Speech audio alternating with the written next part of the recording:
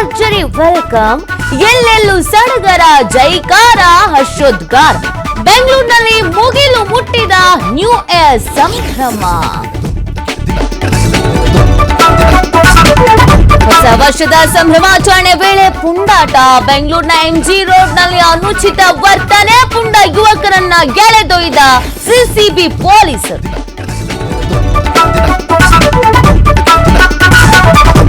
ರಾಜ್ಯದಾದ್ಯಂತ ಮನೆ ಮಾಡಿದ ಹೊಸ ವರ್ಷದ ಕಿಕ್. ಜಿಲ್ಲೆ ಜಿಲ್ಲೆಗಳಲ್ಲೂ ಹೊಸ ವರ್ಷ ಸಂಭ್ರಮಾಚರಣೆ. ಖುಷಿಯ ಅಲೆಯಲ್ಲಿ ಮಿಂದೆದ್ದ ಯುವ ಜನತೆ.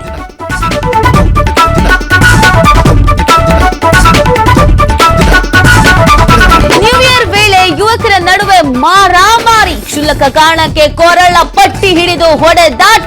ಹುಬ್ಬಳ್ಳಿಯ ಗೋಕುಲ್ ರಸ್ತೆಯಲ್ಲಿ ಮಧ್ಯರಾತ್ರಿ ನಡೆದ ಘಟನೆ.